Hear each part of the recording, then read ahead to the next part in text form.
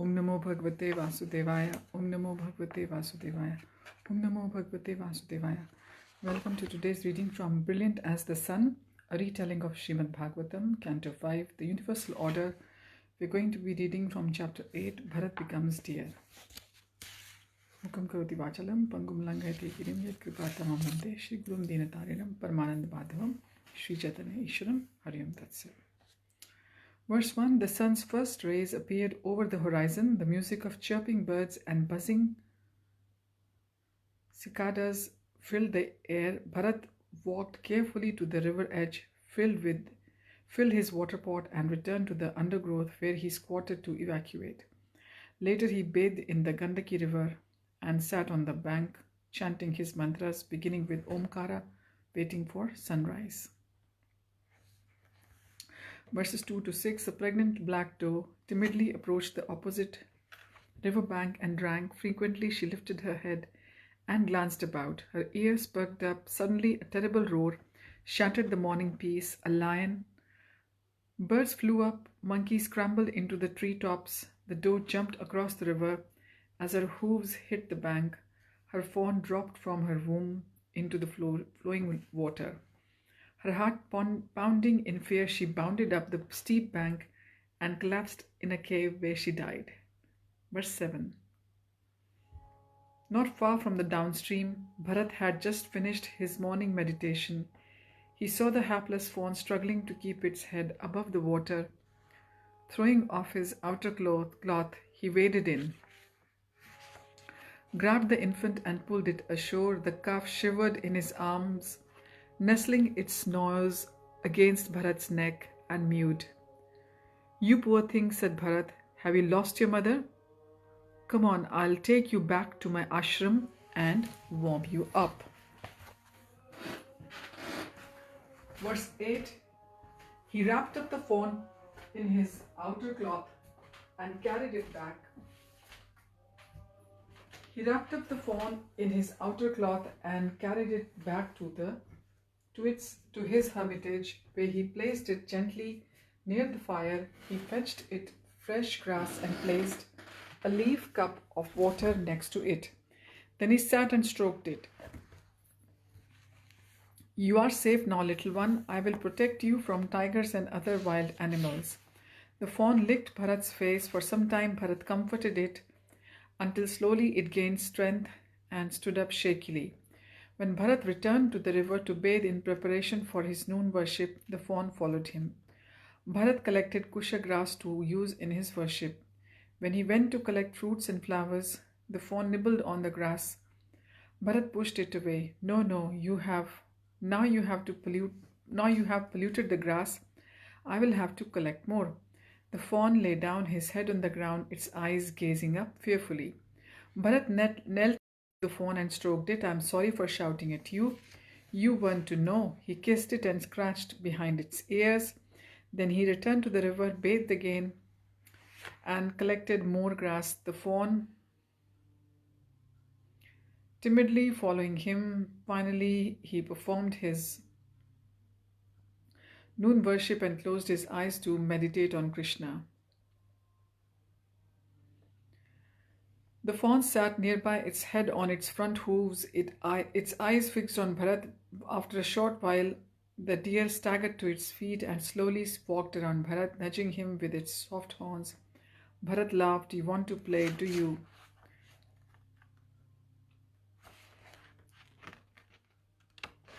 Each day the deer distracted Bharat from his worship. Bharat felt uneasy. He remembered how his spiritual master had instructed him never to neglect Vishnu's worship. Maybe he should abandon the deer now. It could walk. After all, one cannot improve another's material condition. Everyone's material karma is fixed. Then the deer came and placed its head on Bharat's lap and looked up with his large forlorn eyes. Verse 9. Bharat sighed. How could he abandon this poor infant? The Lord in his form as time had placed the deer in his care. It had no other relatives or friends. If he did not play with it, it would be lonely. Bharat stroked the fawn. "I am your brother, mother and father now. You have taken full shelter of me. Therefore, I should not deny you my love on the plea that you are hampering my spiritual life. Since you have put your faith in me, I must do all I can to keep you safe and happy. It would be wrong of me to do otherwise. Verse 10. Even though I have renounced all worldly connections, I should not renounce compassion. A genuinely advanced transcendentalist feels for all living entities. Bharat gazed at the small animal, a pang of unease crossing his mind. Was he doing the right thing? Compassion means to elevate someone spiritually. This was a deer. It cannot practice spiritual life, and even if it were possible to elevate it spiritually, how could he help it? If he fell from the spiritual path himself, he should at least consult with the great sage Pulaha. The deer licked his face and bleated repeatedly, setting aside all caution. Bharat embraced the deer. I am prepared to neglect my own interests to protect one who has accepted my shelter. Verses 11 and 12. Bharat became obsessed with his role as the deer's protector and companion. They would stroll, bathe, and eat together each day. Bharat's affection for the deer increased. He never left the fawn unattended, fearing that the wild dogs, jackals, tigers, or some other ferocious animals might attack it.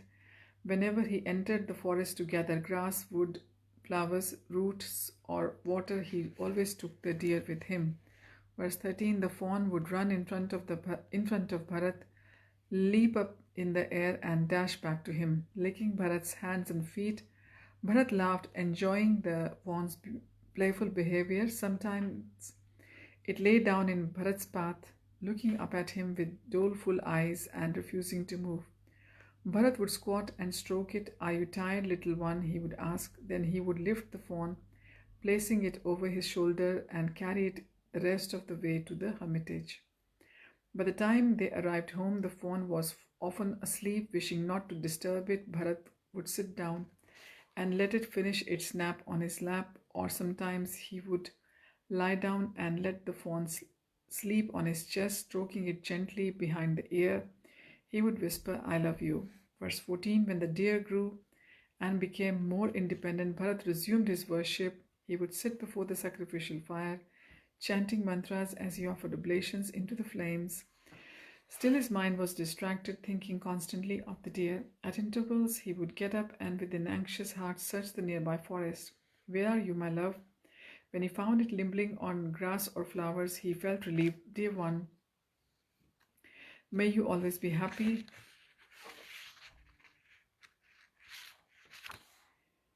Verse 15. When he could not find it, he would rush frantically through the forest. My love, where are you? Where are you? Tears would stream down his face, wetting his chest. How can I live without you? One day, as he sat in meditation, the deer came and nudged him with his nose. Bharat pushed him away. Stop bothering me. Can't you see I am busy? The deer jumped back, then stood still, watching Bharat. After a while, it began grazing and wandered into the forest. After some time, Bharat realized the deer was not present. He stopped his meditation and stood up, calling for it, but it could not return. It did not return. He punched his hands. Why had he so cruelly rejected the poor creature? He ran from his ashram and began searching the deer's favorite grazing spots. Without success, ingrained anxiety, he returned to the hermitage and slumped down, his head in his hands.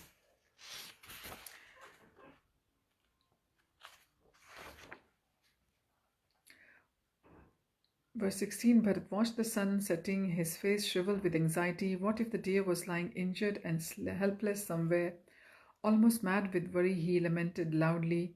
Oh, how unfortunate I am so heartless. The poor deer put his faith in me, but I neglected him. Will he ever return to me?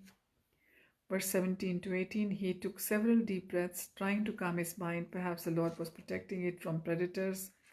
There were so many in the deep forest. He let out an involuntary cry. How he longed to see it again, wandering in the meadows, nibbling grass. His heart palpitated. What if a pack of wolves had attacked and eaten it, or perhaps a tiger had caught it? He shuddered. Verses 19 and 20. Bharat wailed and berated himself. Like the Vedas, the rising sun illuminates the world for the benefit of all. Only I am unfortunate, for though the sun has set, my poor deer is still missing. How cruel I am for having neglected it, although it placed its faith in me and losing its mother. After losing its mother, oh, that deer is just like a prince. When will it return and pacify my wounded heart? I surely have no pious credits, otherwise it would have returned. Bharat dropped to the ground and rolled about in grief. Remembering how the deer had played with him, he continued to rant like a madman. Verse 21. It would close my eyes, pretending to meditate, playing with him, feeling neglected by me. The deer would become angry and circle me. I felt so much pleasure when it would timidly butt me with the points of its soft horns. Its gentle prods felt like drops of water. Verse 22. Bharat covered his face with his hands and wept bitterly. Remembering times he had become angry with the deer, his face twisted in pain. Shame on me, I was so cruel. How was he to know not to touch the kusha grass? What need was there for me to push it so forcefully away? It became so frightened that it immediately stopped playing and sat motionless like the son of an ascetic. Verse 23. Sobbing loudly, Bharat wandered to the edge of the forest where he spotted the deer's footprints. He fell to the ground and took the dust from those prints, pressing it to his heart. His choked voice echoed around the surrounding woods. Unfortunate Bharat, your austerities are nothing next to those undergone by the earth. Because of her severe penance, the deer has imprinted its small, beautiful, and auspicious footprints on her surface. By following these prints, perhaps I will again find my heart's treasure.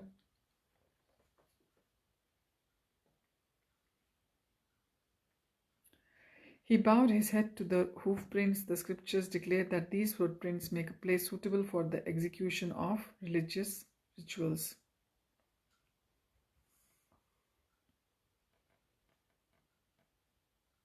Verse 24. He lifted his head, tears streaming from his face. He saw the rising moon and noticed dark marks on its surface, which resembled a deer deranged by grief. He lifted his hand toward the moon. Could it be that the moon, who is affectionate to the helpless, is kindly protecting my deer, knowing that it is motherless and has strayed from home?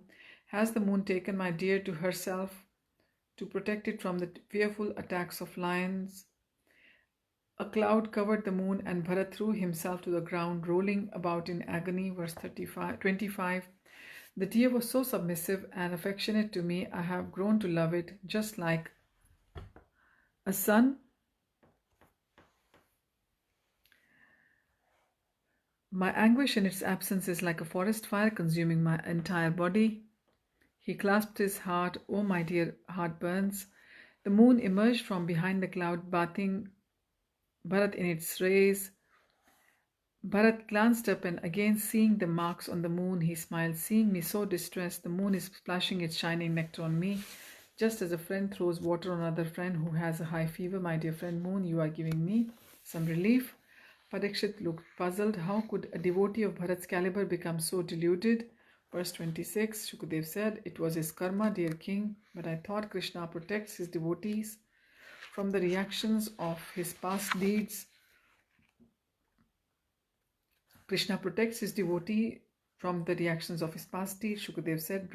Bharat knew it was unwise to neglect his spiritual practices, but put himself at risk for the sake of the deer. By Krishna's will, his past karma took the form of the deer, and he became engrossed in petting and maintaining it. This was only to intensify his bhakti, as we shall see. While absorbed in caring for the deer, his death arrived like a serpent pouncing on a mouse. Verse 27, as he died, the deer sat by his side, wailing pitifully, exactly like a son lamenting the death of his father, his eyes and mind fixed on the deer. Bharat left his body and immediately entered a deer's womb. However, because of his past devotional activities, he remembered his past life. Verses 28 and 29, the potency of his previous devotional life enabled him to understand why he had taken birth as a deer. Remembering his mistake, he constantly repented. How foolish I fell from the path of self-realization after giving up my son's wife and home to retire. To a solitary place in the forest in order to pursue spiritual advancement. I had become self-controlled and absorbed my mind in Krishna by constantly hearing about glorifying, remembering and worshipping him. However, because of my foolishness, my mind has become attached to a deer. Now see my condition. I have actually become a deer. Verses 30 and 31. Filled with remorse, he resolved to resume his practices as soon as possible. He left his dear mother and returned to the ashram of the sages Pulastya and Pulahar high in the Kalanjara mountain. He bathed in the sacred waters, ate only dry leaves, and meditated on Krishna as the supreme super soul in the heart. In this way, he waited for the death of that body. Parikshit shook his head. It's hard to understand how such an elevated devotee became a deer. Shukadev said, his history provides an important lesson for every devotee. We should not think that because we are practicing devotional service, we can do whatever we like with no consequence. If we voluntarily neglect our devotional service for sense gratification, we will suffer the adverse result. But this is not the same as that endured by an ordinary materialist. The Lord punishes his devotee in a way that increases his eagerness to attain spiritual success. With this, we finish our chapter 8. Bharat becomes a deer, and next time we will start reading chapter 9, Jada Bharat. Thank you for watching or joining. Hariyam Tassat, Hare Krishna, and may I take this opportunity to wish everyone a very happy Janmashtami wherever you are.